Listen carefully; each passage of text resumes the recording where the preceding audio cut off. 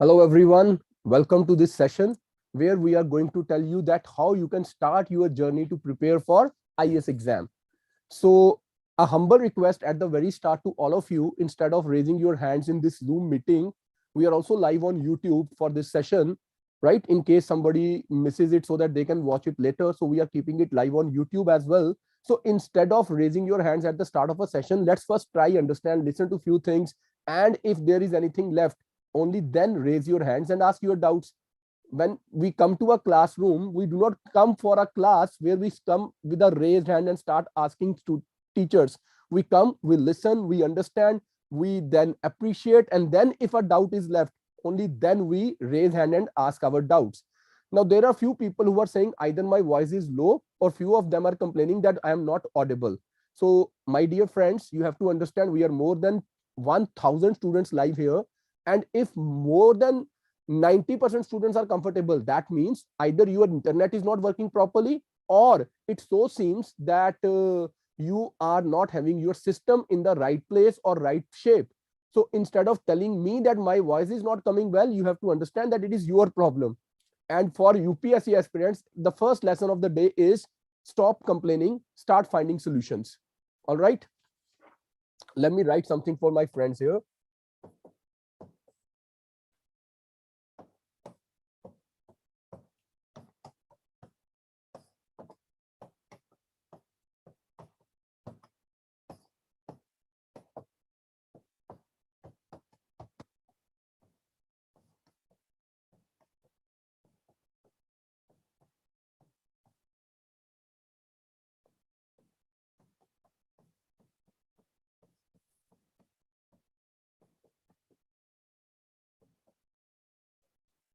That's the simple message.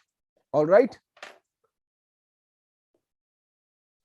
And I will speak one line in Hindi now, one line in Hindi, after which I will come back to English. So जो students यहाँ पर ये लिख रहे हैं कि मैं हिंदी में बोलूं, उनको समझना पड़ेगा भाई हम हिंदी माध्यम का कोचिंग नहीं है, हम इंग्लिश माध्यम में पढ़ाते हैं। तो मैं आज आपको हिंदी में पढ़ा के गुमराह नहीं कर सकता कि हम हिंदी माध्यम के इंस्टीट्यूट है, right? So please trust me, we are not a Hindi medium institute, but yes, Hindi medium students के लिए एक न्यूज है मेरे पास। Every month we share current affairs in Hindi medium, right? Every month we share current affairs in Hindi medium in our Telegram group. So Akshay sir, if possible, can you share the Telegram and the YouTube links here? If possible for Akshay sir, can you? Great, thank you very much. So friends, here are the links for our Telegram and YouTube. Please do join these two channels. On our Telegram group, we share everyday analysis of Hindu and monthly analysis of Yojana magazine, Down to Earth magazine, PIB, and whatnot. A lot of quality content every day, every week, every month, absolutely free of cost on these two channels. Every day, every week, every month, absolutely free. And it is going on for last so many years, and it will continue till the time at least I am alive, right? So you guys can join these two things, the Telegram and the YouTube channel.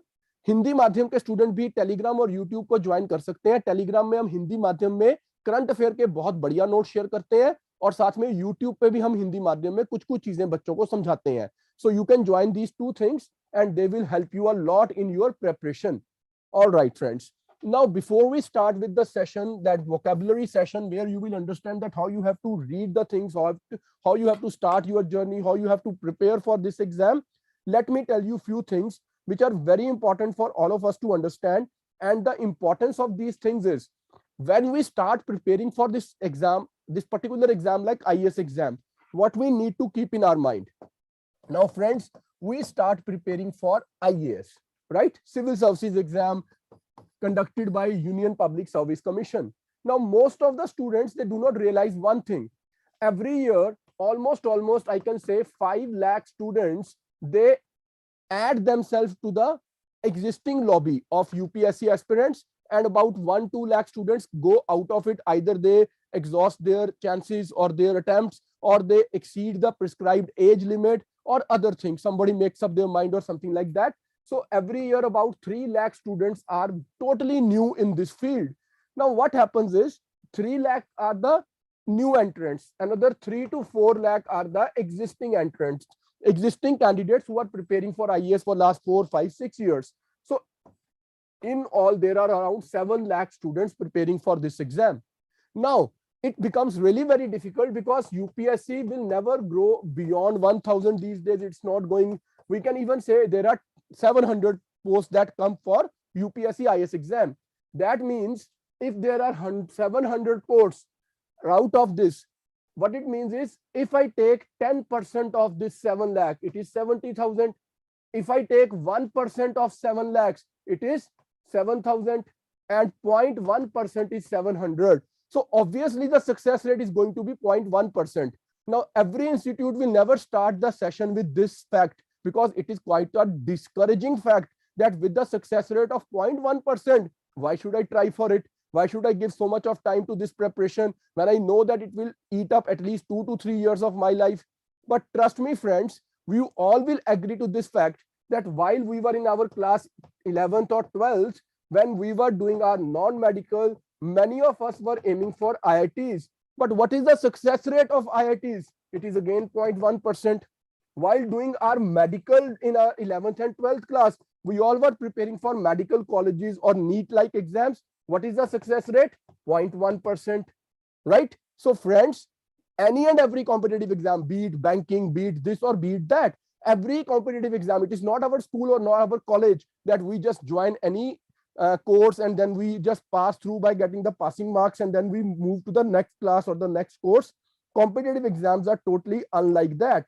In these competitive exams, what is more important? That you are doing your best, and that best is only and only through your commitment, hard work, focus, and some kind of guidance that you get either through the paid commercial coachings or through your peer group, your friend circle. When you say, "Na, I will do it 100% through self-study," there is a little doubt. There is a little doubt. Do you even know that what exactly is to be read or not? From what sources it is to be read or not? How you have to write your answers? Do you have someone to evaluate your answers or not? So there are so many ifs and buts in that self-study. When you listen to other students that we did it through self-study, something that they miss on to tell you is the fact that, a simple fact, that many of them either initially joined some of the classes for a couple of months, understanding the plan, the strategy, then they opted out and started their self-study. Or perhaps more importantly, they had somebody in their family, in their friend group, or in their acquaintance, among the acquaintance, that yes, there was someone to guide them, to tell them. And when I tell you something today, in this modern times, while we were preparing, we faced the problem of scanty resources. We were to run to find the resources. Your generation, the internet generation, has a new problem. It is the problem of plenty. Now there is so much on YouTube, there is so much on Telegram, there is so much on here, so much there.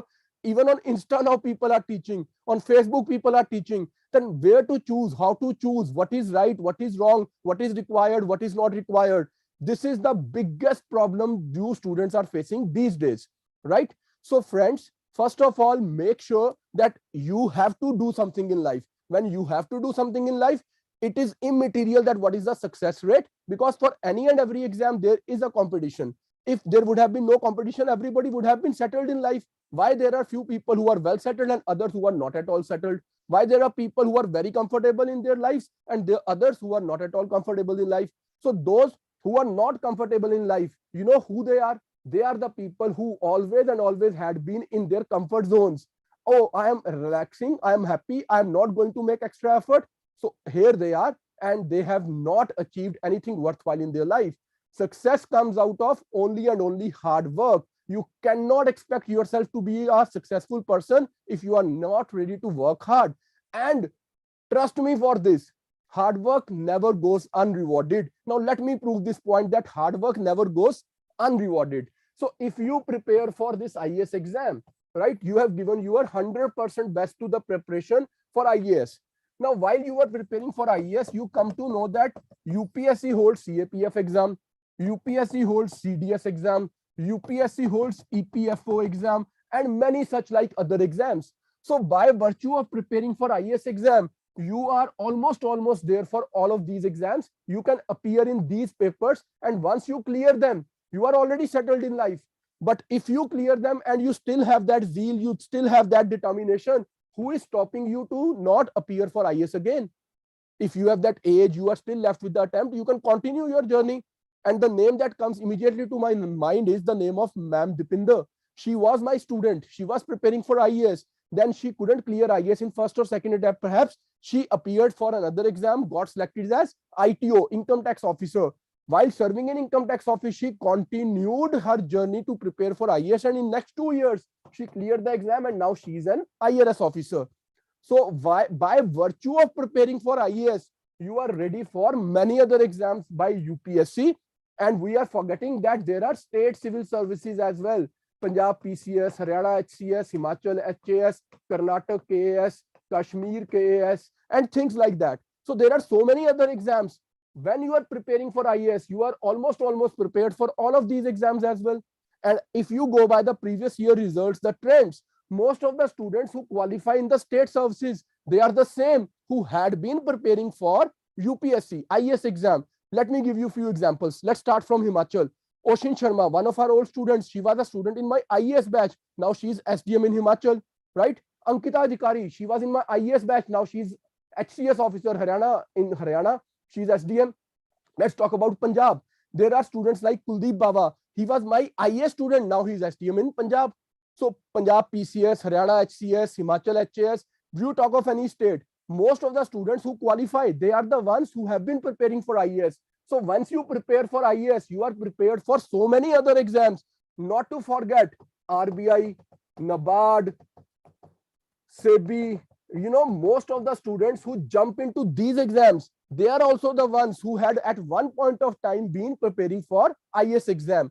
So once you give your 100% to the preparation of IAS, trust me, there is no looking back. You will always be there. Here or there, somewhere you will be settled. But the only condition is that you had prepared for IAS exam with 100% sincerity, devotion, honesty, and hard work. And trust me now when I say hard work never goes waste. So first requirement is that you should be 110% prepared to do the hard work. You have to sacrifice few of the things for a bright, successful, prosperous future. You have to sacrifice few things to ensure that your next generation gets everything that you were denied because of limitations. Now you have to break that wall. You have to cross that line and make sure that you are doing that hard work that will change the fortune of the family for all the time to come. And trust me, nothing happens without that hard work. Once again, I will request all of you to join the Telegram and the YouTube channel, where we will keep sharing a lot of quality content regularly with you every day, every week, every month, totally free of cost, be it live lectures or be it current affair notes, MCQs, practice for practice, mains answer writing practice. Everything will be there free of cost through and through till the time I am alive, so that you get the best quality of notes, best quality of material, complimentary from my side, from our side. We have a team of around 70-80 people working day and night for this content creation for you guys. So do join the YouTube and the Telegram channel. You will get a lot of quality content. Now coming to today's session, right? Friends, when we start preparing for IAS exam, first hurdle that you should understand that you have to cross, you have to understand that you are preparing for IAS exam. You are not preparing for GS alone. You are not preparing optional alone. You are not preparing for CSAT. You are not preparing the languages. You are not preparing for interview. You are preparing for IAS. And these are the parts of this exam. Now, when you understand first thing that you have to prepare for all of these things together, next thing that you have to understand is I am not preparing for paper 1, 2, 3, or 4. I am preparing for GS as a component, which also entails essay paper, right? Now, I give you an example. Let's take an example from prelim exam. Let's take an example from prelim exam. They need to ask a question on budget, right? Budget is basically a concept of polity. No, it is also a concept of economy. Budget can also be a concept for ethics and integrity. There can be a case study related to it. They can ask a question in, not paper 4 in pre, paper 1 to 3. They can ask a question in history. When did the process of budget making started, how it started, and things like that. In paper 2, polity. In paper 3, economy, right? So budget can be prepared in a very holistic manner. You cannot prepare budget only in polity, or you cannot prepare budget only in economy. You have to prepare budget in every such way. And similarly in mains, they can ask question in paper 1, paper 2, they can ask a question on budget related to governance. Even they can ask a budget related question even in relation to your disaster management, internal security. They can ask you question on budget in any and every perspective in this exam. So your preparation should be very, very holistic. It must be very well planned, meticulously designed, so that whenever there is a question on any given topic in any part of the exam, you stand prepared for it. You must not be caught napping. Oh, I did not prepare budget from the perspective of governance. I did not prepare budget from the perspective of internal security. I did not prepare budget from the perspective of disaster management. So your preparation needs to be so robust, so very vast, that you should always be in a position to understand that any question can be tackled in this exam if I have holistically covered the entire syllabus. So what we are going to do today, we are going to be 3 teachers talking to you live now. First, it will be Mohi sir, who will be talking about economy. He will be talking budget from the perspective of economy, telling you how you have to understand the basic terms. Then it will be Akash sir, who will be talking about ethics and adding some ideas to budget. And finally, I will come back and I will talk to you budget from the perspective of polity. And today we will show you that how integrated and how very, kind of 360-degree preparation of a particular topic is possible if you have understanding of that topic. So I will invite Mohit sir to come and start the session, economics and budget. He will be joining in 1 second from now.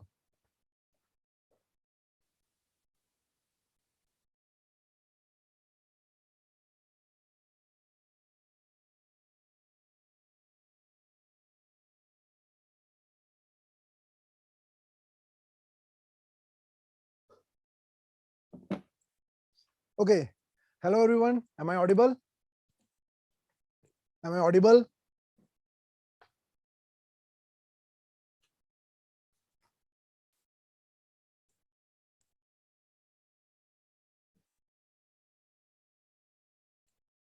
Am I audible? Please let me know. Just a second, please.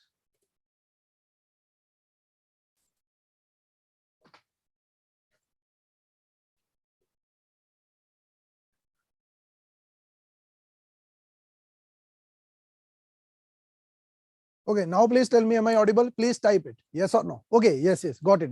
Okay. So, as the Raj sir has discussed, that our today's session has been designed in such a way that we'll take one single topic like budget, and we are going to discuss this particular term that is budget from the perspective of economy, from the perspective of polity, from the perspective of ethics. Okay, so this will give you an idea about the holistic coverage of a single topic, how you can link one single topic with every subject in your civil services preparation. Now, अगर मैं बात करता हूं budget, why we choose this particular topic, because budget is something which is related with every person. Budget is something which is related with our everyday's life. Okay, which is related with our everyday's life. Now, whether you are an earning person, you are a student, or house, or any person, budget will be there. And what is budget? Budget is nothing. It is a statement. We can say budget is a statement about our income as well as our expenditures. So budget is nothing. It is just income and expenditure.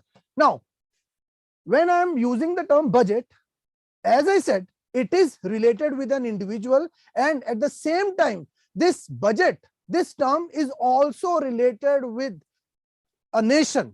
Like if I talk about my personal budget, that will totally focus on my income as well as my expenditure. But when we talk about the budget of India, जब हम बात करेंगे Indian budget की, तो Indian budget क्या होगा? Indian budget होगा जिसमें हम इंडियन गवर्नमेंट की इनकम की ओवरऑल जितनी भी उनकी इनकम है, चाहे वो टैक्सेबल इनकम है, नॉन टैक्सेबल इनकम है, वो, और इंडियन गवर्नमेंट के एक्सपेंडिचर्स की, expenditures like they are giving subsidies, ठीक है, वो इंफ्रास्ट्रक्चर बिल्ड कर रहे हैं, तो everything will be covered in this particular budget. Okay, now first of all I will give the answer to every doubt. Okay, so please wait. सबसे पहले let me discuss कि है क्या क्या नहीं, उसके बाद करते हैं. ठीक है, अब बजट, एक तो चीज समझ में आ गई कि बजट होता क्या है. बजट कुछ नहीं है, budget is just income and expenditure statement. Now जब भी हम बात करते हैं बजट की, तो बजट के साथ साथ अभी रिसेंट आपका डे आफ्टर टुमारो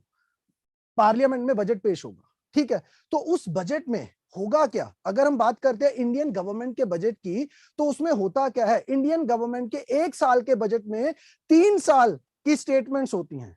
अगर मैं बात करता हूं 2022 टू 23 बजट की, जो इस साल आने वाला है, फरवरी 1 में जो बजट आपका पेश होगा पार्लियामेंट में, उस केस में होगा क्या, ये जो आपका बजट है इसमें 3 साल की स्टेटमेंट्स होंगी. ठीक, 22 से 23 की, 21 to 22 and 19 to 20. So this will be your budget. Clear? Now, first of all, when we talk about budget, so there are different terms related with the budget, like gender budget. Gender budget. There is a budget, there is a term that is known as green budget. Green budget, gender budget. Now, what is this gender budget? As I said, budget is only a statement of your income as well as your expenditure. Now, when we talk about gender budget, this gender budget is something which is related with a gender, which has been designed specific to gender. Like in case of a normal budget, 1,000 crores is the total expenditure of the government, and when government is going to present this gender budget, out of this 1,000 crore, government is going to divide this expenditure from the perspective of males and female population. Okay, so when the budget is specifically designed for the gender, that is called gender budget. Now same when we talk about the green budget. What is green budget? What is green budget? Green budget is a budget which take care about environment, your environment. Okay, development must be there, expenditure must be there, but the expenditure or the development should be in such a manner that your environment must not be degraded. Okay, so environment budget, gender budget, green budget, these are the various terms. Now, when we talk about budget, as I said, it is a statement of income and expenditure. Now, it will never ever be possible to control your income or control your expenditure. In case of a national budget, expenditure and income will differ. Expenditures and income will differ. And generally, when we talk about Indian government's budget, your expenditure would be higher than your income. Expenditure would be higher than your income, and this term is known as deficit. अगर हम भी बात करते हैं अपने personal pocket money, आपको कोई pocket money मिलती है, उस केस में होता क्या है, पॉकेट मनी के केस में आप एक्सपेंडिचर भी करते हो, आप इनकम भी करते हो. अगर मैं पर्सनल इंडिविजुअल बजट की बात करता हूं, तो मुझे लेट्स सपोज मेरी पॉकेट मनी है 5,000, that is my income, and out of that pocket money I am spending 3,000. This is my expenditure. So in this case, my saving would be 2,000. Okay, this would be my saving. But when we talk about government's budget, when we talk about a nation's budget, in that particular case, expenditure is generally higher than the income. Government's budget will go through the deficit. Okay, so deficit in general term, when your overall expenditure exceeds your overall income, that is your deficit. Okay, now day after tomorrow you are going to hear a particular term that is something called fiscal deficit. That is called fiscal deficit. Okay, various different deficits will be there. Fiscal deficit will be there, revenue deficit will be there. And now in this session we are not going to discuss about the fiscal deficit and the revenue deficit. My only motive is to give you an idea about what is called deficit. So deficit is when your expenditure exceeds your income, that is your deficit. Now, as I said, this discussion is about one particular topic and to discuss that particular topic from every perspective. So budget is also a part of your polity. Budget is also a part of your polity. Now, let's suppose how we can link this budget in ethical way, like government's income. Government is generating income from some person or some side, and government is doing expenditure out of that income. Now, how to spend that money? Okay, you are spending money, but if you are spending the money in a wrong way, then what will happen? So that will link the budget with ethical perspective, that how we can spend the income generated by the government. That particular topic, that ethical perspective will be discussed by the Raj sir. Okay, your Akash sir, sorry. And political perspective will be discussed by the Raj sir. Now, I'm going to take one or two doubts. Okay, books. Don't worry about the books. We will discuss about the books in the last of this session. Okay, don't worry about the books. And books, first of all, NCERTs. NCERT is the base of this preparation. Okay, in case of NCERTs, we in economy, we are going to cover 9th, 10th, 11th and 12th class NCERT. Okay, so every, whether you talk about the polity, whether you talk about geography, NCERTs are must. And we are going to cover each and every topic from the NCERT, which is important from civil services perspective. Okay. What is the three thing in 2022-23 budget? It's not about three things. It is 3 years statements will be there in this particular year's budget. And these years are like your this year budget, it will be presented on February 1st.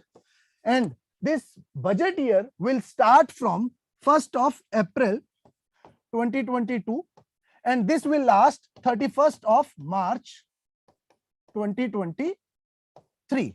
This will last from till 31st of March 2023. Now, as I said, 3-year statement will be there.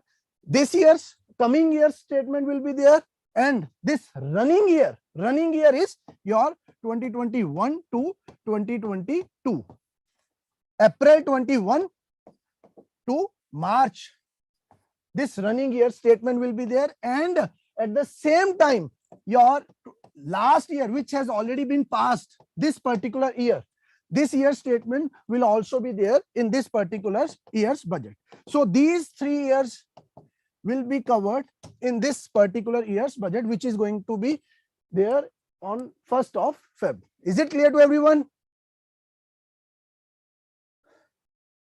If you are a 9th class standard student, don't worry. We are going to cover 9th, 10th, 11th and 12th class NCERT in this case. Okay. Fiscal deficit and all these are very crucial terms, and we are going to discuss every term at the time of when we are going to discuss in our course. Fiscal deficit is there, revenue deficit is there, but today's session, just get an idea what is deficit. What is deficit? Deficit क्या होता है? घाटा. और घाटा कब होता है आपको? जब आपका एक्सपेंडिचर बढ़ जाता है आपकी ओवरऑल इनकम से. That is called deficit, nothing else. Yes, every time they are going to give the 3-year statement. In every budget, 3-year statement will be there. Okay, optional subjects and all, everything will be discussed by the Raj sir. Okay, now Akash sir is going to take and they are going to discuss about the ethical part of the budget. Please.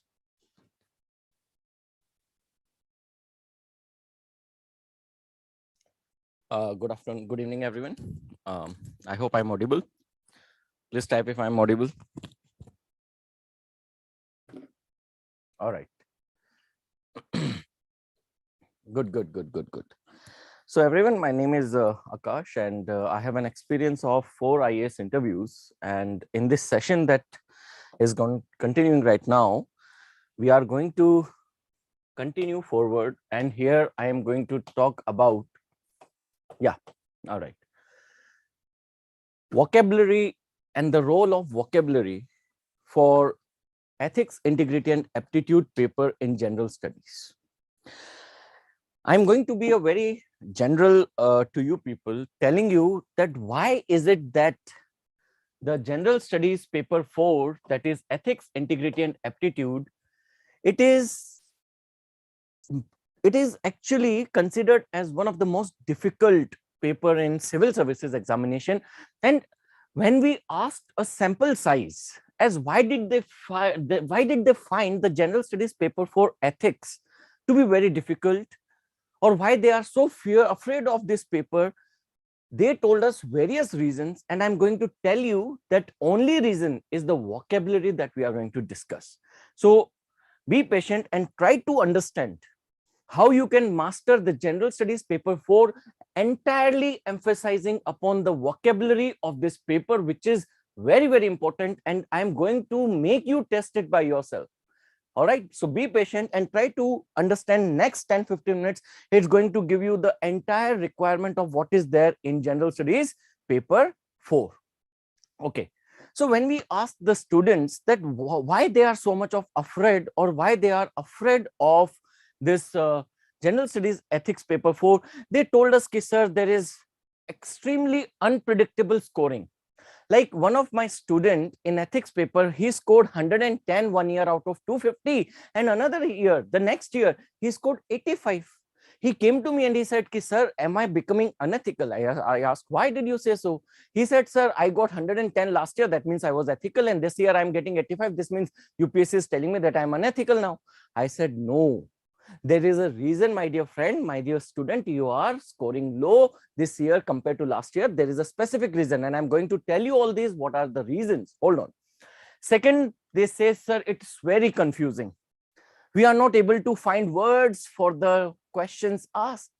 Some people said it's tricky, that we do not find the underlying meaning that has been asked in this paper. And some people say it is difficult because of the case study. If you pay attention, all the myths, all the doubts that you are going to raise in future in the ethics, integrity and aptitude paper, they will be resolved. So my dear friends, I simply say that these all fears that many students report, they are nothing but they are myth. They are actually myths. Why they are myths? Because they are emerging from the ineligibility of the candidates to understand the requirement of this subject. This subject has a very peculiar requirement, and that is coded in the vocabulary associated to the ethics, integrity and aptitude chapter, or sorry, paper of your general studies. So let me tell you, all right, let me tell you that if you talk about what is the requirement of this subject, my dear friends, the requirement of this subject is that it requires you to understand the concept. It requires you to understand the concept. You have to understand. You don't have to cram. You have to understand. If there's a question on, let's say, what is ethics, until and unless you do not know the meaning of ethics, merely cramming the definition will not come to any use to you. And this paper has so many vocabulary associated to it, right from the very first name of the chapter, ethics, integrity and aptitude. What is the meaning of ethics? I ask you this question. Tell me, what is the meaning of ethics? Tell me. All right. We all say, oh, this is ethical act, this is unethical act, right? You all very well point out the actions of the people. These are ethical act and these are unethical act. Now you tell me what is the meaning of ethics? Okay. Now people are telling me, sir, these are values, these are niti, these are rituals, these are norms. My dear friends, not even a single person has given me what is the definition of, or what is the meaning of ethics. Yes. Some people are using the words like standards. Yes, you are correct. But then this is not completely correct. Why? Because you have not got the understanding of what ethics is. And without this understanding, you cannot master this subject. So your emphasis in this subject should be on understanding the various concepts or vocabularies associated. Do not cram. It's not a paper of cramming. It's a paper of understanding. So let me tell you, those of you who want to say that ethics are the standards of human behavior, which are internationally or globally recognized as good or bad, they are ethics. Those standards of human behavior which are universally accepted as desirable standards of human behavior, they are known as ethics. I'm coming to it in future. Hold on. All right. Second, this paper demands you to give a lot of examples and substantiations, and try these examples and substantiations to be from current affairs. To be from current affairs. Like, for example, let me just give you an example. Yes. All right.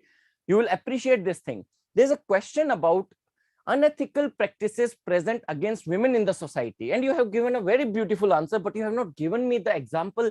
Then I'm not feeling good about your answer, and I might not give you a very, very decent score. So what example you can give me? You have all the time to write from Sati of 1829 to the recent example. So try to give me a current example where the women has been facing some kind of hurdle in the society. So you can cite that in Delhi recently there was a lady whose head was shaved and she was the victim of gang rape. This is happening to the women in India, then the women are still facing unethical atrocities of the society. So this example is going to shoot up your scoring. Are you getting my point? Is it clear? Okay. Then next thing, what is required?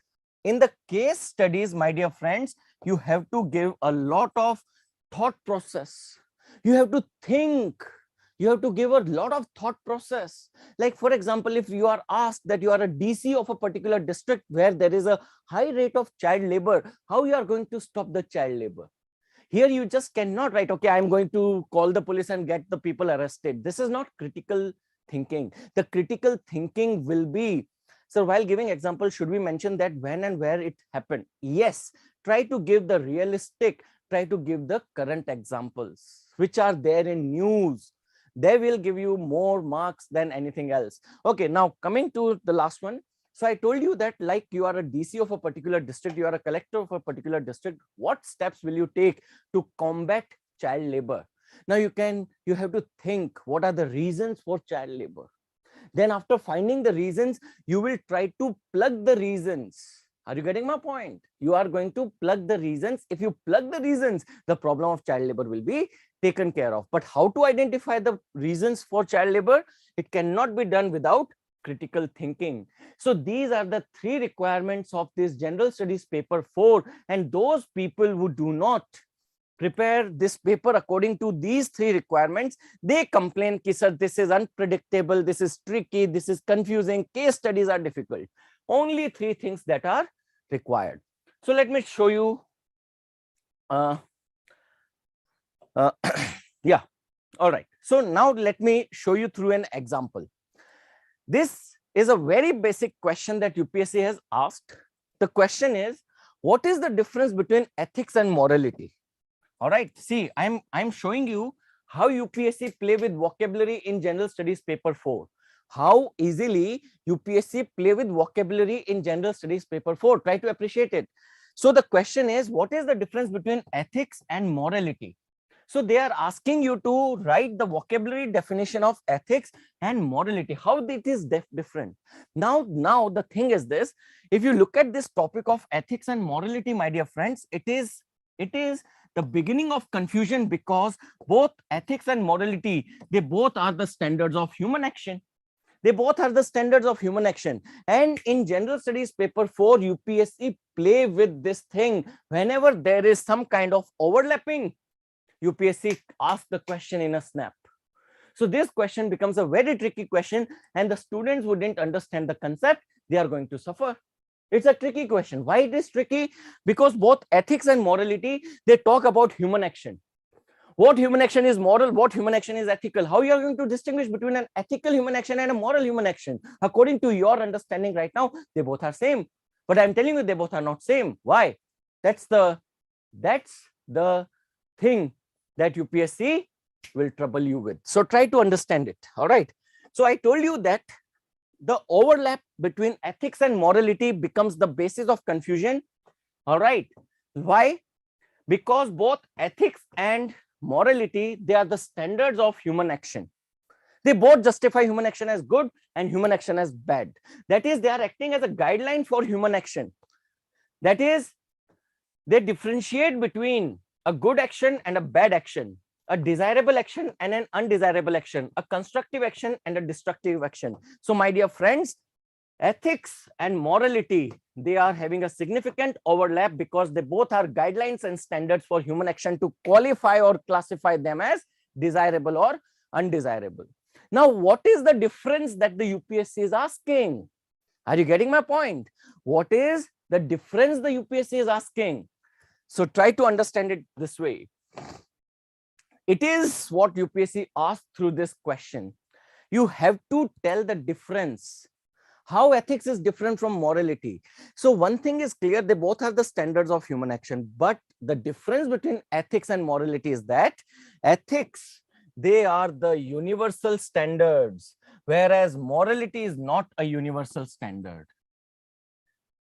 Like for example, what is ethical for you has to be ethical for me. What is ethical for me has to be ethical for everyone because ethics are universal. The universal standards of human action, they are known as ethics. But my own standards, which I consider good, may not be same according to you. They become moral standards. So morality becomes contextual, whereas ethics is non-contextual. There is no context applies to ethics. Ethics are ethics universally, but morality changes. For example, there is individual morality, there is societal morality, there is constitutional morality. The principles or the standards of human actions which are supported by the Constitution of India, that makes the set of constitutional morality. The standards of human behavior which are prescribed by the society, they become the basis of societal morality. And those standards of human action which according to a person are good or bad, it becomes individual morality. Do you get this point? Do you get this point? But there is nothing like individual ethicality, societal ethicality, or constitutional ethicality. Ethics means what is universally accepted good. What is universally accepted good is ethical. But morality comes down to individual narrow levels. Is it clear? Okay? So this is how UPSC is playing. This is how UPSC is playing with you. Now I am giving you a question here. All right. I am giving you a question here. You have to test by yourself. I'm asking you a question. What is value? Tell me in the chat. Give me the definition of value. What is value? Yes. All right. Before you give me the definition of values, there's a question that has been asked. Give me one example of ethics and one example of morality. Now let me tell you. According to me, studying early in the morning is good. That is my individual morality. Is it universal? Is it universally accepted that morning mein study karna zaruri hai? Is it universally accepted? No. So it is individual morality. According to me, studying in the morning is good. According to you, studying in the late night is good. So that is your morality. This is my morality. But making sincere hard efforts is a universally accepted standard of human behavior. That is ethics, right? Is it clear? The difference between ethics and morality. Morality applies to individual organizations, but that morality which becomes the universal morality, that becomes ethics. All right, good. Now try to answer this question. What is value? You know that everything has a value. Like for example, the degree that you earn in your graduation, it has a value for you. The currency that you have right now in your pocket, it has a value for you in your life. The love that you receive from your beloved parents, your beloved better half, whoever the person is, it has value for you in your life. Your care that you receive, the patriotism that is there in you, the honesty that you experience, all have values for you. Is it true? Is it true that the degree has a value for you, money has a value for you, love has a value for you, patriotism, honesty has value for you? Now the question is, what is value? What is value? And my dear friends, this is where UPSC picks you, because you will not have the words to write what value is. Like for example, I am getting a question answer like, value is something we gain throughout our life. What is that something, my dear friend? That is what UPSC has asked you. You cannot write something. All right. You cannot write something in the answer, then you will get nothing in the marks. All right. Okay, so let's come back to here now. All right, so now UPSC want you to write the value, and here comes the role of this subject. In this subject, everything is there which you can sense. Okay, honesty is okay. I know what is honesty, but you do not have the words to write the definition of honesty. You know what is integrity, but you do not have the words to write the definition of integrity. You know what is value, but you do not have the words to write the definition of value. You are giving me respect. Respect, my dear friends, is a value, but tell me the definition of value. All right, so value is a thing. Value is not a thing. Value is not a thing. Value is not just a 5-letter word. Try to appreciate what value is. Now I am giving you the definition of value that, yeah. So why I ask you this question? You know the concept, but you do not have the words to describe the concept. Just I have asked you the definition of value. And this is the irony of this subject, that despite knowing the concept, you are not getting marks. So let us define the value here.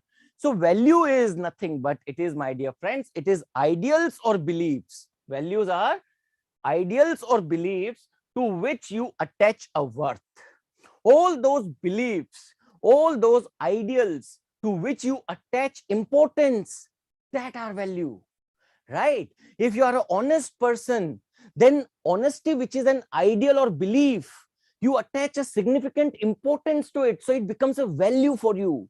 All right, money has the power to purchase the things.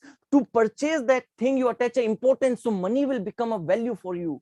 Are you getting my point? Degree has an importance attached to it, so degree has a value for you, because everything that has a value has a worth attached to it. This is what is the requirement of this paper. You have to understand it. You have to understand it, absorb it. And this paper is a make or break paper in your syllabus. It is going to ensure your selection. It is going to contribute in your rank. It is going to contribute in your personality test call. This is a personal experience I'm sharing with you. So, my dear friends, I'm telling you that the simple definition was to be written, that values are nothing but they are the ideals or beliefs to which a person attach worth. For example, some person like Mother Teresa attach a significant amount of worth or importance to love, care, affection, tolerance, empathy, and honesty. Whereas people like Kim Jong-un, people who are bad human beings, they attach worth to greed, anger, hate, jealousy, apathy, and violence. And all these things are values, because different people attach worth to these ideals or beliefs. So those values that make a human being a very good human being, like Mother Teresa, they are the human values. And those values that make a human being a very bad human being, they are the disvalues. Are you getting my point? All right. I am trying to give you the importance of vocabulary in this paper. You have to play with words in this paper. You have to show that you are that bureaucrat who can play with words and understanding the concept. So I have told you what are values and the type of values, what are human values and what are disvalues. I have told you what is ethics. I have told you what is morality. This is the level of understanding that you have to develop. If you do so, you are going to rock in the exam. Now, ethics has a boundless application, and as Mohit sir told, I am going to show you this application of ethics in budget. Try to appreciate it. So, like for example, if I say ethics has boundless applications, ethics is applicable in society. For example, they may ask you the social norm and ask you whether this social norm is ethical or is it unethical. Like for example, sacrifice of animals. Will you call it ethical or unethical? Tell me. Sacrifice of animals, will you call it ethical or unethical? Anshu says no. Yes, they all are, that's unethical. If I say sacrifice of animal is moral according to that religion or not, then it is moral. It is moral according to the religion, but it is unethical, because globally it is not accepted that you should kill animals for the purpose of religion. All right. Similarly, ethics has application in politics. For example, what is the ethical basis of Indian Constitution? This kind of question will be overlap of ethics with politics. And now coming to the terminal part of this presentation from my side, if we see economics and ethics, they may be asked a question, what are the principles of sound budgeting? What are the principles of sound budgeting? Right? What are the principles of sound budgeting? Like, for example, a budget should provide the people who are disadvantaged more resources than the people who are affluent. Right? Budget के अंदर अंबानी को कम मिलना चाहिए और एक गरीब इंसान को ज्यादा मिलना चाहिए. That are the principles of sound budgeting. So, for example, some of the principles of or ethical principles of sound budgeting include equitable distribution of resources. Women should be given more share than the main man because India is a patriarchal society and women is a disadvantaged section. Because women is a disadvantaged section, she deserves a larger share of resources than the man. So that again becomes the ethical basis of sound budgeting. Now, just concluding this particular segment from my side, I just want to make you think about this question. All right, I want you to think about this question. Good economics means bad politics. What you are going to write here? What does it mean that the good economics means bad politics? It's an ethics question. It is an ethics question. How you are going to answer this question that good economics means bad politics? Right? So this is the depth of question that UPSC asks. Let me answer this question before I conclude my segment. Good economics means that you go for equitable distribution of resources, but it means bad politics because political parties are more interested not in equitable distribution of resources but vote bank. Are you getting my point? In a particular area, Brahmin are more, so despite Brahmin are upper caste, unko benefit de do, vote mil jayega. Is it principle of good economics? No, it is not the principle of good economics. Are you getting my point? So this is what we have to appreciate. Vote bank politics need not necessarily means good economics. You know that many times, all right? You know that many times people during the time of elections give away free tablet, give away free smartphone, they give away pressure cookers, they give away gift. Is this politics a good economy? No, it is the wastage of resources. So that is why the author of this statement has tried to convey that if politics, which is populist in nature, जो लोगों को प्रसन्न करने के लिए की जाती है, that politics need not necessarily means good economic. Is it clear, everyone? All right. So this is what is the role of, this is where the role of vocabulary comes in case of ethics paper. I hope I am able to deliver you, right? So Abhi, now Raj sir is going to come and he is going to enlighten you with further political vocabulary and association of political side with budget. So let's welcome him. All right. Any questions that you have, you may ask a couple of questions. All right. So Raj sir is here and he's going to start the session. Please welcome Raj sir.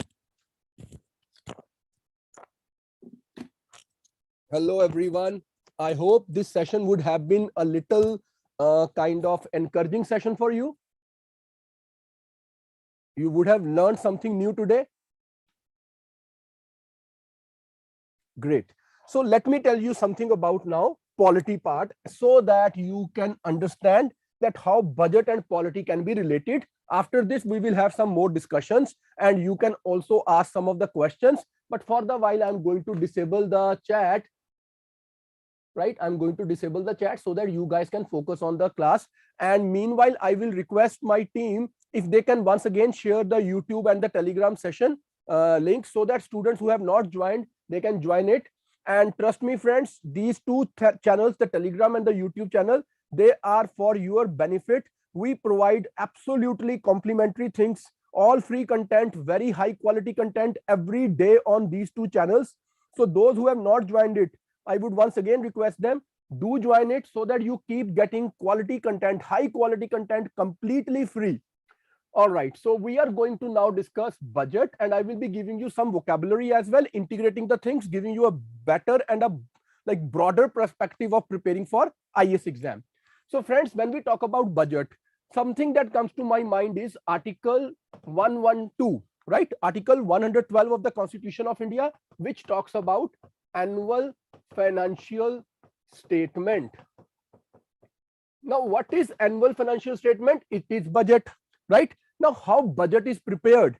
How we prepare this budget? It's a very big document, very comprehensive document. So there is Article 113. In this article, there is a provision for demands for grants. Demands for grants, right? Now, what is this demands for grants? So friends, there are different departments, or what we call different ministries, right? Different departments of different ministries. We have education minister, under whom we have Department of Education. There are different verticals in Department of Education. There can be higher education, school education, and things like that. Fine. Medical education, there can be different ministers for these educations. There is PWD minister, Public Works Development Minister, who is responsible for construction of bridges and highways and whatnot. Fine. There are different ministers. There is a defense minister, and then there is Department of Defense. So when we pass the budget, when we prepare the budget, while preparing the budget, basically different departments make a request for demand for grant. Now, when the demand for grants is prepared, it is not prepared in a very simple manner. You have to understand that there are so many heads under which they have to prepare this kind of a document called demand for grants. So there is a kind of way. Let's take an example. Education department is talking about something that we need money. So first of all, they will tell us that how much money they need on capital account or how much money they need on revenue account. Now, what is the difference between capital account and revenue account? So students, where we are spending money in lieu of which we are not creating anything new, we are not creating any asset, that is revenue account. That means we can say this much of money will go for salaries and pensions. This money once paid is paid. We cannot create any asset out of it. This is more like a liability. Whereas when we talk about capital account, the money which we spend, it creates some asset, it creates the logistics or the infrastructure. Let's say we will make more buildings, or we will create new libraries or laboratories in the school, right? So these are the capital account. At the same time, they have to tell us that how much of the expenditure they are talking about is the expenditure made from the consolidated fund and how much is charged upon the consolidated fund. One is made from, other is charged upon. If an expenditure is declared to be made from the Consolidated Fund of India, in that case, the Parliament will have first discussion on that expenditure and then there will be voting on it. But if it is charged upon, then there will be only discussion but no voting, because you cannot change the expenditure declared to be charged upon the Consolidated Fund of India. Now, there is a question in the minds of students that what is Consolidated Fund of India? So friends, the Consolidated Fund of India is one such fund in which Government of India will put all the money that comes through any and every tax or GST kind of things, or the money that you get out of your international aids, borrowings, or you get through sale of your assets, that is called disinvestment. So whatever money the Government of India earns in a year, it gets in a year, it is put into the Consolidated Fund of India. This is one single fund in which all the money is first deposited and then you take money out of it according to the demand for grants as approved by the Parliament, right? So first you have Article 112 where you make annual financial statement. On the basis of Article 113 where we have demand for grants, different ministries asking for grants, giving their demand for grants according to the idea of how much of the money is needed for capital account, how much of the money is required for revenue account, how much of the expenses are going to be made from the Consolidated Fund of India, and how much of the expenditure is going to be charged upon, on which there will be no voting. Now Parliament discusses the budget in the shape of demand for grants. After discussion, right? After discussion, if it is approved by both Lok Sabha as well as Rajya Sabha, and I trust you all must be knowing that Rajya Sabha gets only and only 14 days to pass the budget. If they do not agree, then it is deemed to have been passed by both the houses as it was passed by Lok Sabha. So Rajya Sabha at max have 14 days. They cannot delay it beyond this. Then students do ask a question, then what is the relevance of Rajya Sabha? By 14 days, when Rajya Sabha is deliberating on the budget, if they keep making noise against it, that this is wrong expenditure, this is wasteful expenditure. See, we live in a democracy, right? There is media, fine.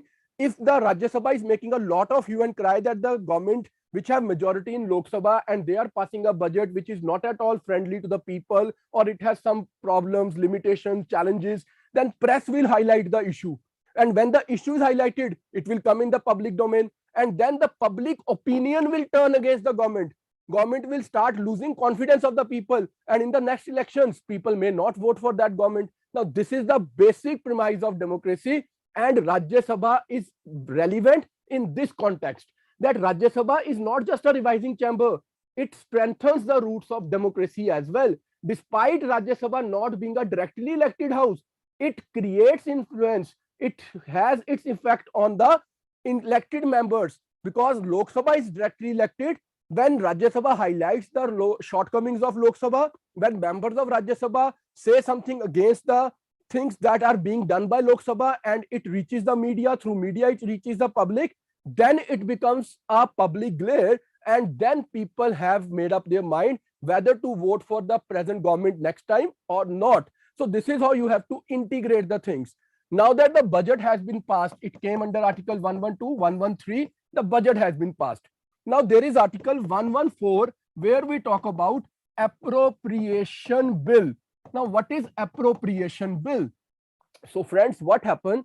Let's say I am Defense Minister, right? I said I need 500 crore rupees. This is very small amount I'm talking about. Even if I say 5,000 crore, even then it is very small amount. So I am asking for 5,000 crore rupees.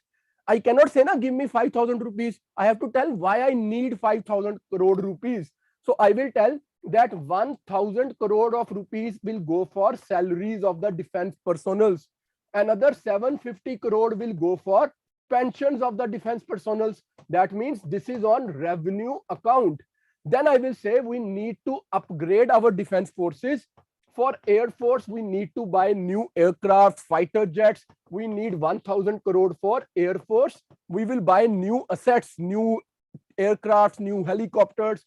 For Navy, I will say we need another 1,000 crore. For what? I need 1,000 crore rupees for buying new submarines or aircraft carriers like this. For Army, I will say that we need another 1,000 crore rupees. We will buy new guns, new artillery, new snowshoes, so that they can go on the higher altitudes and protect India's sovereignty. So this is 3,000 crore rupees on capital account. We are creating assets for us, right? Here we are creating assets for us. Here we are only and only having the liability to pay salaries and pensions. So this is 5,000 crore, 1, 2, 3, 4, and 2,050 crore. I can say this is now miscellaneous. It can be used on the animals kept in the army or things like that. Even if I am saying this miscellaneous, I have to give little bit of information about this too to the parliament. Now that parliament agrees, okay, you are asking for 5,000 crore rupees for defense. Now give us an undertaking that if we give you this money, it will be appropriated only on the said things. You will not do anything else with this money. So then the appropriation bill is passed, that the parliament is getting a guarantee from the government, from the defense minister, that if we give you 5,000 crore rupees from the Consolidated Fund of India, which otherwise is the Fund of India, the people of India, we are the custodians of the fund on behalf of the people of India. People of India pay taxes, and we got this money. Now we are using the money for defense of India, the people of India. So give us an undertaking in the shape of appropriation bill that it will be properly utilized on the things that you have promised inside this house. Now the budget has been approved, the government will get the money. Fine. Now that the money has been given, we have to again ensure, and we will be like, we have all the right. We here means parliament has all the right to again ask, have you spent the money judiciously or not? Is there proper appropriation or is there any sort of misappropriation of the funds allocated? So what happens now? Now we come to Article 148, where we have CAG, Comptroller and Auditor General of India. Comptroller and Auditor General of India. Now this man has been given the task to check out whether the money has been properly utilized or not. If he finds out there is any sort of corruption, embezzlement of funds, misappropriation of funds, then in his report, the report prepared by Comptroller and Auditor General, he raises objections. He raises objections that the money given for a particular purpose has not been utilized in the rightful manner, in the right manner. Now the report is given to the President of India, the head of India, right? The Republic, the head of the Republic of India. Then President gives this report to the Parliament so that Parliament can check whether the promises made by the ministers while taking money at the time of budget were genuinely kept or not, and whether these objections are authentic or not. Now Parliament is busy doing many things. Here comes the significance of the committee system of Parliament. When CAG's report comes in Parliament, now Parliament gives it to two very important committees, PAC and COPU. PAC is Public Accounts Committee, Public Accounts Committee, and COPU is Committee on Public Undertakings, Committee on Public Undertakings. You know what we do while reading Lakshmikant, while reading this book or that book? We read PAC is 22 members, all from Lok Sabha. But this is just for pre. How will you integrate the things for analytical questions in pre? How will you write effective answers? I will give you one statement after explaining this. Then you will realize that how this vocabulary, how this integration of things is so very important for our preparation. So PAC, Public Accounts Committee. Now this committee will see whether all the departments,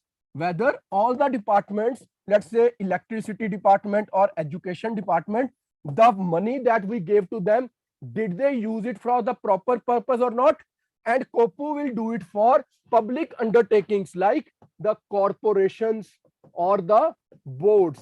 For example, you have heard about things like education department, education board, electricity department, electricity board. So these are two separate things.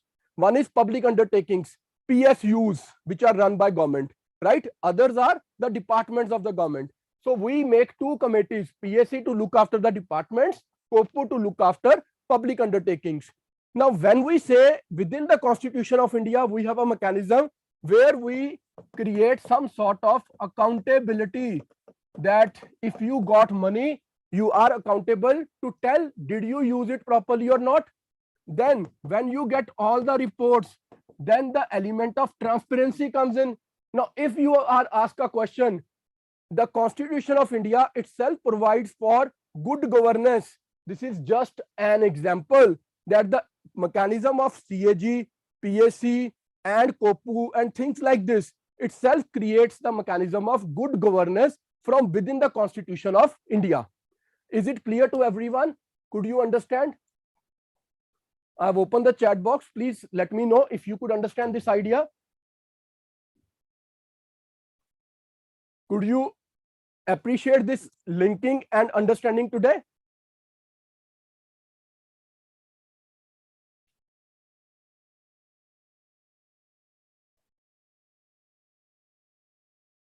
Great, thank you. So friends, here I would like to tell you a small thing, that to make students prepare for this exam with much ease, what we call of ease of preparing for IAS, we've been for last about more than 2.5 years now running NCERT batch. In this NCERT batch, what we do, we cover the class 6 to 12th old and new NCERTs, both NCERTs. Now, our aim is not to give you our aim is not to intellectually intimidate you that we will teach you everything.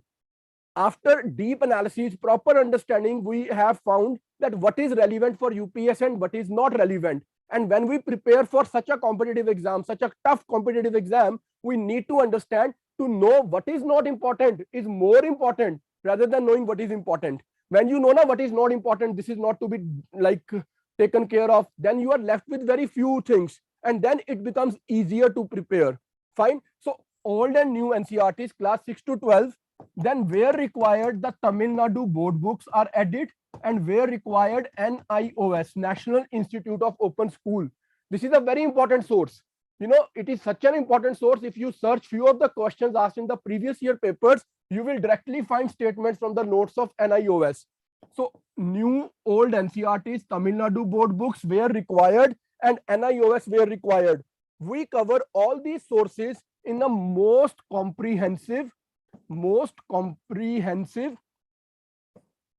and integrated, comprehensive and integrated manner. We will not cover it topic by topic or class by class.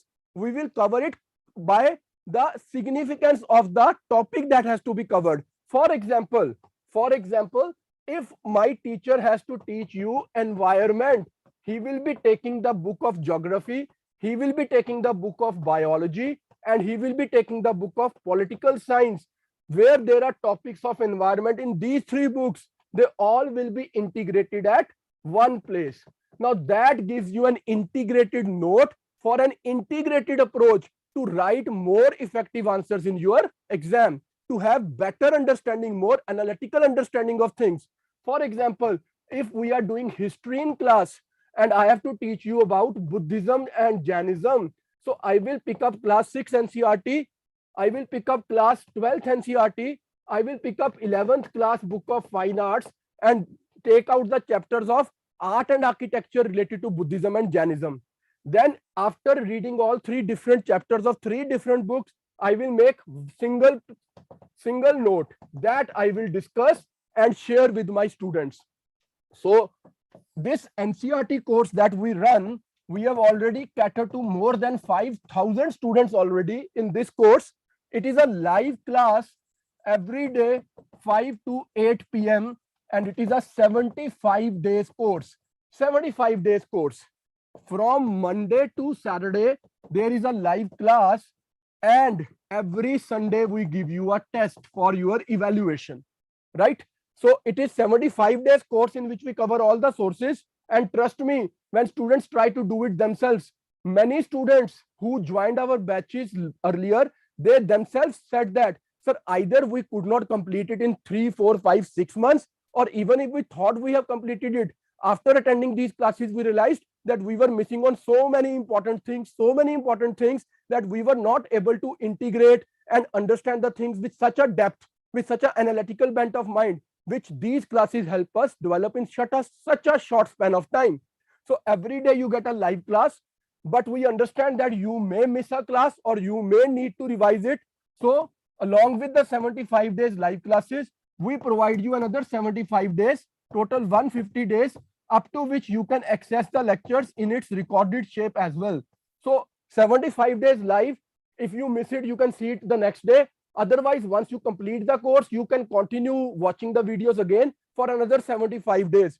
So within 150 days, you will complete all the NCERTs, you will complete all the topics from Tamil Nadu, which are required, as well as from NIOS, right? Everything will be covered in 75 days. Another 75 days, you will revise it. And while revising it, you have already started giving the test as well. And the current affairs support will continue through our free initiative of Telegram, YouTube. Those who have not joined can again get a chance to join the YouTube and Telegram links. My team will share it in a while. So those who could not, here the links are. If you have not joined, you can now join this, and current affairs support will continue. Meanwhile, for all the notes that you need, we will provide you PDF notes, right? They will be shared with you. Now, these PDF notes are such an integrated note, such a beautifully crafted notes that I can guarantee neither you yourself nor any other institution can provide you such a quality of notes. That's an unsaid fact which you have to trust. I will share one small sample in the Telegram group after the end of the session. You will yourself see, and you will be amazed to see that what a high quality content has been created. Now, after reading these notes, attending these classes, no one is required to ever read any NCERT. Your foundation has been laid, and it has been laid so strong, so robust, that you can create any successful building on it. You can make your success story on it very easily. So this course otherwise is for 7,500 rupees, and we have 200 seats left in this batch because many students have already enrolled. So those who want to enroll for it, only for today, the batch is starting tomorrow, and the batch is starting at 5 p.m. tomorrow. Those who have seen, that's why I brought other teachers as well, so that you can see that what quality of teachers we have. We have shared the payment link as well. Dikshant sir, kindly share it for 2-3 times. There is a payment link. It is otherwise for 7,500. If you pay today, you get it for 5,900. Only and only for 5,900, you get classes live plus recorded for 150 days. You get PDF notes, you get test series, and the topics that we cover history, Indian as well as world history. We cover polity, economy, geography, environment, science and tech, ethics, society, international relations. So even disaster management is covered in this batch, right? So all the components of GS only and only from the perspective of NCERTs will be covered in 75 days, and you will stand so very confident, so very relaxed that 90% of your hard work is saved, 90% of your time is saved. And trust me, if you complete this course with full devotion, you are already ready for your CDS exam, CAPF exam, and many such like exams. It is one such course which caters to all the needs. It is one such course which can give you a window opening or a door opening into a successful career ahead. So those who basically have the determination, those who have this zeal that we want to do something big in life, those who have that faith in their own capabilities, those who trust that we can go and we can win, this is the day when you can start. This is the time when you should take that leap of faith with us and start this course.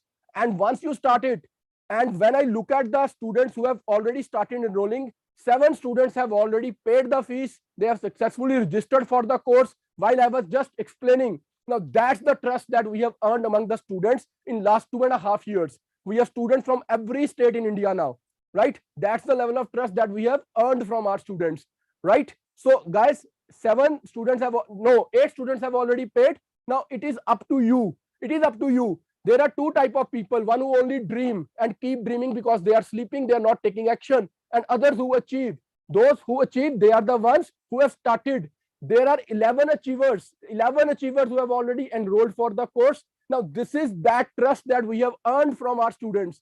I feel so elated telling you guys that, see, I am just not have completed the session, and 12 students have already paid and they have joined the course already, right?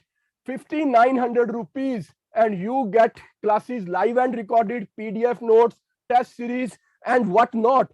And along with this, every student who will enroll for this course, I will interact with that student personally to make a plan for his preparation for full course of IAS. I will give them personal time to help them decide what optional should they take, how long should they prepare, when should they appear, and everything. Any and every student who enroll in this NCERT course will get direct access to me. They can talk to me, they can ask their doubts to me. And those who have attended today's session, even they are as dear a student to me. So here I share my personal mobile number, right? 9814711661. This is my personal mobile number. No calls, please, no calls, only WhatsApp messages. I will reply to every doubt, whatever you have in your mind. Whatever doubt is there in your mind, just text me here and you will get a message. But you have to understand that now that the session is over, there are going to be hundreds of messages, right? 21 students have already enrolled. That's an amazing response. 21 students, a very significant response, I must say this one, right? So guys, those who have any doubt, who want to ask anything, this is my personal number. Please send me WhatsApp message and ask anything. And allow me some time, I will reply to your messages and try to solve all your problems, give you solution to all your problems. Meanwhile, now I will open up the chat box. I will open up to take direct questions from you by giving you mic. So the first name that appears on my screen is Jyoti Arora. Yes, Jyoti, please tell me.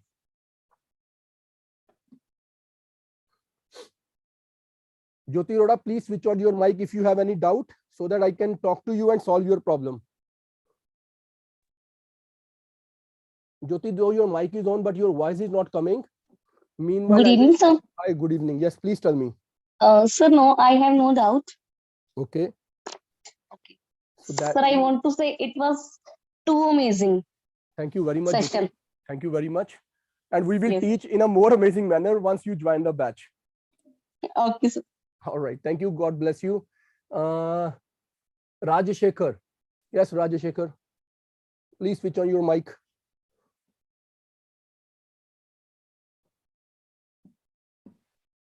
Hello. Yes. Yes, sir. I have no doubts about it. How was the This is experience in the amazing. session today? Yeah. Good.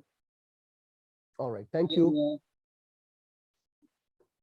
Then it is the names are Ayush. Yes, Ayush. Please tell me, Ayush, what do you want to ask? Sir, good evening, sir. Yes. Sir, how to prepare for UPSC for class 10? This is too early to start. Don't start unless you have done your 12th. It is too early to even think about it. Just enjoy your life. Trust me, don't give any money to anyone, not even to me. Enjoy your life for next 2 years. After 12th, start thinking about IAS. Okay? Sir, in class 11, can I join? No, I said after 12th. Don't be in a hurry, yaar. I cannot take fees from you and make you start my course today. Na? Why I'm saying no to you? Because I understand this is not the right time. This is a teacher talking to you, not a businessman, right? Thank you, sir. Thank you. Himanta Biswas. Yes, please tell me.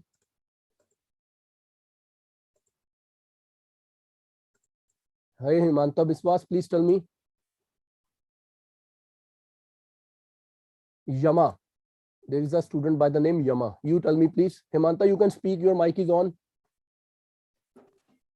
Sir, can I know when the next batch is start? Yeah, I don't understand when we tell you that this batch is starting tomorrow, and how can I tell you when the next batch is starting? And if you are waiting for the next batch, you are waiting only to wait. You can start today itself, right? Sir, I want to join in August or after. Oh, beta, how can I tell you after 8 months? Perhaps I will not even be alive after 2 months, right? How can I give you anything now about August? So let's wait. Whenever the batch will be, you will get a message. Now I am in final semester. That's all right. I understand. Take Okay. your time, but I cannot give you any commitment for August today. Yama, you tell me, please. Okay. Yama is done. Then who is left?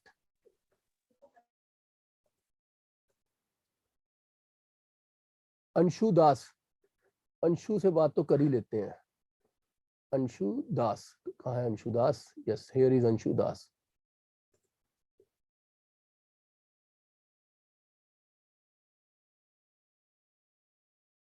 Yes, Anshu Das, please tell me. Good evening, sir. Good evening. Sir, please give some interview tips also. Beta, first start preparing on a basic note, right? Interview, you Yeah. evolve for interview. You do not prepare for interview. You evolve. When you read many things, when you understand many things, when you develop that analytical bent of mind, you are naturally prepared for the interview. Na? If today I start telling you, you have to speak like this, you have to talk like this, you have no basic idea, then how will you go there and speak? Knowledge speaks for itself. What is your personality? It is the knowledge that you acquire while you prepare for this exam. All right? Okay, sir. Thank you. All right. Meanwhile, I must tell you that we have now 29 students who have already paid the fees, who have already enrolled for the class that is starting tomorrow. 29 students have already done that. Yes, Rachna Das, please tell me. Good evening, sir. Good evening. Sir, I have one question. I have started NCERT from class 6, polity. Okay. Sir, I have one question that how to memorize those articles. Beta, every article is not important. Those articles which are important, we will tell you in the classes, right? That's the importance of class. That's the significance of class, where we reduce your burden, where we create that ease of preparing for you, right? Sir, I have one more question. Please tell Sir, me. can you say that difference between polity and governor? Governor or governess? Governor. Governor. Yes, sir. No, what is this question? I don't even understand. Polity is a component of UPSC civil service exam where we read that political system of India and governor is one functionary, one dignitary, a governor of a state. One office within our constitution is the office of the governor of a state, right? Okay, sir. Thank you. All right. Akash, please tell me what you want to ask. That's such an amazing response. 34 students have already enrolled. That's such a tremendous response. I must be very grateful to all of you for having such a tremendous faith in us. 36 students have now enrolled. That's an amazing response. Akash, please tell me what you want to ask. Shri Ram ji, you tell me if Akash is not responding. Yes, Akash, please. You switched on your mic, you can ask your question. Otherwise, Shri Ram. Hello. Yes, Akash, please tell me. Sir, now I am in college first year. So Okay. how can I prepare for myself? See, if you know the name of Tina Dabi ma'am, who scored rank 1, right? You remember? You heard about her? Have you heard about Tina Dabi ma'am? Akash, you have to keep your mic on so that we can interact. Otherwise, how can I give answer to your question? Okay. Yeah. Have you heard her name? Which what's her name? Tina Dabi ma'am. Yeah. Right? She scored rank 1 in her first attempt at the age of 21. You know how she made this happen? She started preparing immediately after class 12th. So I hope this is your answer. Yes, sir. Great. All right. Thank you, Akash. Yes, Shriram, you can switch on your mic now. You won't believe when I tell you 41 students have already signed. 41 students have already registered with us. All right, then those who are left with any doubt, they can now send a message to me on my WhatsApp number and we can continue discussing it further. God bless you all and take care, and let not your dream die for any